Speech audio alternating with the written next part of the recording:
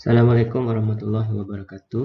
Okey, untuk kelas kita pada hari ini saya gunakan bagi video saja sebab tidak banyak penerangan yang perlu dibuat Okey, lebih banyak kepada fakta. Okey, jadi hari ini kita tengok sambungan kepada soalan yang diberi pada minggu lepas. Minggu lepas soalan calculation.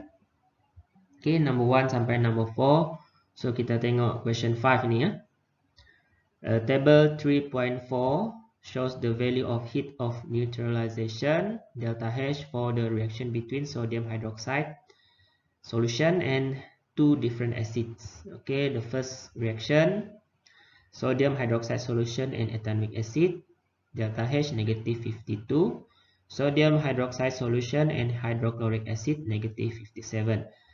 Explain the reason for the difference in the value of heat of neutralization. Okey, kenapa terdapat perbezaan dalam nilai heat of neutralization. So, untuk question ini kita kena lihatlah type of acid used. Okey. Reactant yang pertama kita guna ethanoic acid, the second one we use hydrochloric acid. So, different acid, different strength of acid. Okey, kekuatan asidnya berbeza. So, macam mana nak explain? Okay, ini example lah of explanation. Hydrochloric acid is a strong acid which ionizes completely in water to produce high concentration of hydrogen ion. So, awak kena relate hydrochloric acid dengan strong acid. And then awak bagi definition of strong acid. And then ethanoic acid is a weak acid which ionizes partially in water to produce low concentration of hydrogen ion and some remain as molecules. So, untuk ethanoic acid awak kaitkan dia pula dengan weak acid and definition ialah okay, so kalau ionized partially ni maksudnya bukan semuanya ionized. Okay, so kita terangkanlah some remain as molekul, sebahagiannya kekal sebagai molekul. Okay, so what happened to ionize this molecule? Okay, some of the heat released during the neutralization is absorbed and used to completely ionize the ethanoic acid in water. Okay, jadi kan dah ada sebahagian yang dah neutralize, so dia bebaskan tenaga kan. Heat release itu akan diabsorb semula untuk completely ionize the ethanoic acid in water. So question macam ini biasanya 3 ke 4 markah dalam soalan esei. Okay, so ini yang terakhir, subtopik terakhir untuk thermochemistry. Okay, application of exothermic and endothermic reactions in daily life. Aplikasi dia dalam kehidupan seharian. Okay, ini boleh baca. The discovery of how to light a fire is considered as one of the most important discovery in human civilization. Okay, macam mana nak menyalakan api adalah satu penemuan yang penting dalam ketamadunan manusia. Okay, energy generated through combustion allows human to chase away wild animal, cook food, and control their own light sources and heat. Knowledge of exothermic and endothermic reaction enables human life to be more comfortable. Example of application you have learned in Form 3 are the use of cold packs and hot packs. Ini awak dah pernah didedahkan dalam Form 3 Science. Okay, this is example of application of exothermic and endothermic in everyday life. Okay, hot can, hot food or beverage prepared without external heat. Okay, thermite reaction, welding of railway tracks, combustion of fuel used for cooking food. Okay, and then for endothermic reaction, gel pad, okay, yang macam cool fever tu, okay, relief fever. Self-cooling beverage in cold cans without storing in refrigerator or using ice. Sorbet, the tongue feels cold when the sorbet is put in the mouth. Dia macam ice cream lah. Kita panggil sorbet. Okey, so yang itu tadi awak lengkapkan dalam modul application of exothermic and endothermic reaction in daily life. Ada typo di situ. Okey, awak letaklah example yang ada tadi. Sedikit penerangannya. Okey, and then ada soalan tambahan. Sweating causes the body to feel cold. Is sweating an exothermic or endothermic reaction? Explain the reason for your answer. Berpeluh menyebabkan badan kita akan rasa sejuk. Adakah berpeluhan itu exothermic ataupun endothermic? Jelaskan jawapan anda. Okey, so pertama saya kena fikir kenapa badan kita berpeluh. Kenapa badan kita berpeluh? Okay, sebab kita rasa panas kan. Bila badan kita rasa panas, badan kita akan menghasilkan peluh. Okay. So, kenapa nak berpeluh? Okay, itulah nikmat yang Tuhan bagilah kan. Setiap perkara yang berlaku tu mesti ada sebab dia. Okay. So, bila kita berpeluh tu akan menyejukkan badan kita lah. Macam mana dia menyejukkan? Okay. Di example of answer dia. The body feels warm because heat is released, which is an exothermic reaction. Badan kita rasa panas, jadi dia membebaskan haba lah, iaitu exothermic. Okay. So bila panas, badan kita akan membebaskan peluh. The body secreted sweat through sweat gland in the skin, which is called sweating. Okay. Badan kita mengeluarkan peluh, itu dipanggil sebagai sweating. Okay. So sweating is an endothermic reaction because sweat absorb heat from the body and evaporate in the air. Jadi perpeluhan ni ataupun sweating ialah endothermic. Okay, because sweat absorb heat. Peluh ni tadi dia akan absorb heat. Yang kita rasa panas tadi, peluh tu akan menyerap haba tu dari badan kita. Sebab itu kita akan rasa sejuk lah. Nanti peluh tu akan evaporate. Dia akan menyejat ke dalam udara. Okay. So itulah jawapannya. Okay. Seterusnya ialah what is fuel value. Okay. Sebelum itu, what is fuel? Fuel are a substance that burn in the air to produce heat energy. Okay. Bahan yang terbakar dalam udara menghasilkan tenaga haba. Each fuel has different heat of combustion. Setiap bahan api itu mempunyai haba pembakarannya yang berbeza. Okay, kita kaitkan semula dengan heat of combustion. Okay, so the definition of fuel value is the amount of heat energy released when 1 gram of fuel is completely burned in excess oxygen. Okay, kita tengok dia guna 1 gram of fuel. Dalam heat of combustion, kita guna 1 mole. So, perbezaan dari segi unit, unit gram dengan mole. So, for fuel value, the unit used is kilojoule per gram. Okay, kalau heat of combustion, kilojoule per mole. Okay, so kedua-dua fuel value and heat of combustion ini dia ada related lah, ada hubungannya antara satu sama lain. The fuel value can be determined with the heat of combustion of substance. Kalau kita nak cari fuel value, okay, kilojoule per mole ini, kita boleh cari dia jikalau kita tahu heat of combustion and molar mass. So heat of combustion divide with molar mass. Okay, bahagi saja heat of combustion itu dengan molar mass. Kita akan dapat fuel value. Okay, dia macam apa? Formula segitiga lah. Okay. So heat of combustion di sebelah atas, fuel value di sebelah kiri, molar mass di sebelah kanan. So kalau kita nak cari fuel value, okay, Kita tak tahu apa fuel value dia. Kita guna heat of combustion divide molar mass. Okey, mudah saja. Kalau kita nak cari heat of combustion, kita ada maklumat fuel value dengan molar mass. Kita fuel value darabkan dengan molar mass. Kita akan dapat nilai heat of combustion. Macam tu sajalah hubungan antara fuel value dengan heat of combustion. Okey, dia kaitkan dengan molar mass. Okey, ini tadilah heat of combustion, beza dia dengan fuel value.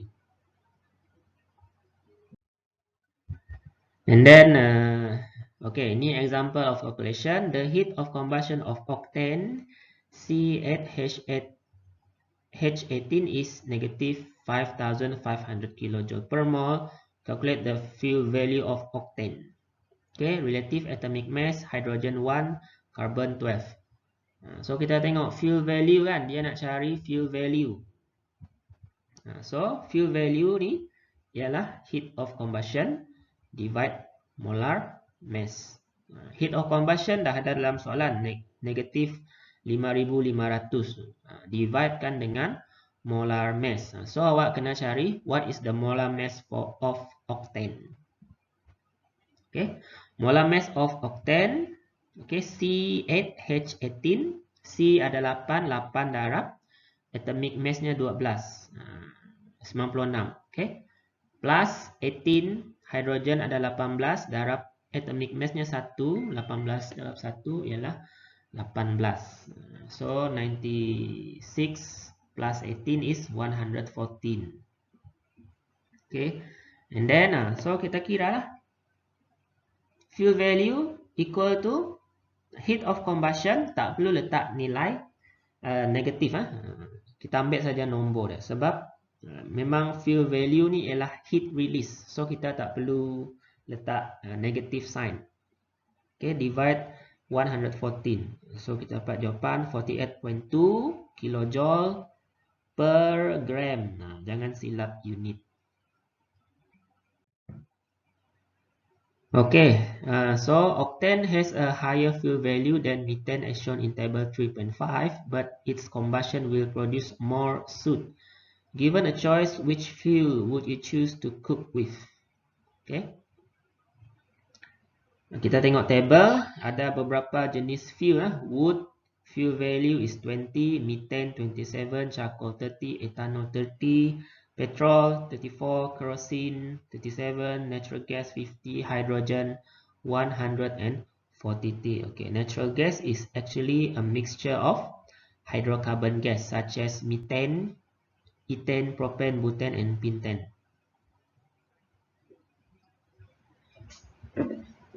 Okay, so octane, kita berbalik kepada pernyataan. Octane has a higher fuel value, but its combustion will produce more soot. Okay, methane ni fuel value-nya 27. Kalau octane, dia lebih tinggi daripada ni lah. Okay, kalau kita kira fuel value, memang octane ni lebih baik lagi daripada methane. Okay, tetapi dia produce more soot. Soot ni ialah jelaga yang warna hitam tu. Bila kita bakar sesuatu, akan menghasilkan asap warna hitam. Asap tu dipanggil sebagai soot ataupun jelaga dalam bahasa Melayu. So, mana lebih bagus? Nak pakai methane ke nak pakai octane? So, dia ada beberapa faktor lah. Okay, choice of fuel, factors in the selection of fuels. Okay, ada 4 factor. Availability and source of substance. Sumbernya, ada dia punya mudah tak didapati. Fuel value, nilai. Cost of fuel, costnya berapa? Mahal ke? Murah ke? Effect of the fuel on the environment, kesan dia kepada alam sekitar. Okay, so kita lihat example lah. Dalam table di bawah tu, type of fuel, wood, ethanol, petrol, and hydrogen. Saya ambil dalam table tadi ya. Availability, okay, wood limited. Okay, Kayu kan, sumber kita ni walaupun hutan tu banyak, tapi sebenarnya kalau kita asyik guna kayu, lama-lama dia akan memusnahkan hutan kita lah. So itu akan efek kepada environment, soil corrosion and produce greenhouse gas. Bila kita bakar kayu, dia menghasilkan banyak carbon dioxide dan carbon monoxide. Itu ialah greenhouse gas. Okey, kosnya memang murah lah sebab kita tak perlu sumber dia daripada hutan. Fuel value dia, tapi fuel value dia rendah. Ethanol juga limited sebab ethanol dia tak wujud dalam semula. Jadi kita kena produce. So bila produce itu, kosnya di antara cheap dengan moderate. Okey, kos dia nak menghasilkannya mungkin murah. Tapi bila kita pakai, dia akan jadi mahal sedikit. Okey. Sebab dia mudah terbakar, so kita perlu amount yang banyaklah untuk menggunakannya, untuk digunakan. So dia akan walaupun penghasilannya murah, kos dia akan naik semulalah bila kita dah guna dia. Okey. Tapi effect on the environment juga sama, dia akan produce greenhouse gas, gas rumah hijau iaitu carbon dioxide. Okay, petrol unlimited. So far ni dia masih unlimited. Okay, kita masih ada banyak sumber petrol lah setakat ini. Untuk 50 tahun lagi masih boleh bertahan. So fuel value is 34, cost moderate. Walaupun nampak macam mahal, tapi sebab kebanyakan di dunia ni menggunakan petrol kan, jadi persaingan tu menyebabkan cost dia menjadi murah. Okay. And then effect greenhouse gas. Okay, pembakaran petrol akan membebaskan gas carbon dioxide dan carbon monoxide. And then juga berisiko untuk berlaku oil spillage, tumpahan minyak di laut. And then hydrogen. Hydrogen ni unlimited. Kalau kita tengok gas 72% gas kita ialah apa? Hidrogen kan? Kalau tak silap saya. Okey. Dalam air pun ada hidrogen. Okey, so sumber kita sangat unlimited. Okey, air laut kita sangat banyak nak hasilkan hidrogen gas. Tapi itulah kos nak menghasilkan hidrogen gas itu tinggi. Kita perlukan kilang dan teknologi yang baiklah. Sebab hidrogen ini juga dia easily explode, dia mudah meletup bila terbakar. So kita kena ada penyimpanan yang baik, penghasilan yang nak menghasilkannya pun kena besarlah untuk dia digunakan secara meluas. So costnya memang tinggi. Tapi fuel value-nya sangat tinggilah, dia sebenarnya sangat baik. Dan di Kuching kan kita ada bus hidrogen tu, 2 buah tu. Okay. Effect on the environment, dia hidrogen ni clean. Okay, bila hidrogen terbakar dengan oksigen, dia hanya akan menghasilkan water, H2O. Okay, and produce a lot of heat lah. So heat itu yang digunakan untuk menggerakkan engine. So hidrogen ni sumber alternatif for the future lah. Okay, cuma kita nak production dia tu, and then penyimpanan, storage kena baik. Okay, so ini dalam modul awak lengkapkan what is fuel, what is the meaning of fuel value, factors in the selection of fuels. Okay, test yourself based on the table. Choose the most suitable fuel to replace petrol in vehicle. Compare a choice of fuel with petrol in terms of its effect on the environment. Okay, sila jawab soalan ini. Tadi dah ada contoh kan dalam table. So awak cuma pilih satu dan kena explain lah in term of effect on the environment. Okay, cuba jawab soalan ini. Bagi contoh jawapan awak kepada saya. Okay, and then ada checklist. Checklist di dalam modul tu. Cuba awak tengok satu-satu. Adakah awak dah pun menguasai setiap yang dinyatakan di situ. Kalau tak menguasai, maksudnya awak kena tengok baliklah, baca, buat latihan, ulang kaji. Dan sila buat satu mind map, okay, untuk awak summarize this chapter. Mind map awak tu kena padat lah, kena ada hampir semua perkara lah. Buatlah tulisan kecil-kecil pun tak apa, itu untuk kegunaan awak sendiri. Di masa dah dekat-dekat exam, itulah nota terbaik yang awak boleh baca dalam bentuk mind map. Bukan awak nak baca 20-30 muka surat nota. Baca satu muka surat saja, tapi semua ada dalam tu. Okay, buat ni. Ni awak punya assignment lah. So itu saja untuk kelas kita. Sekian, terima kasih.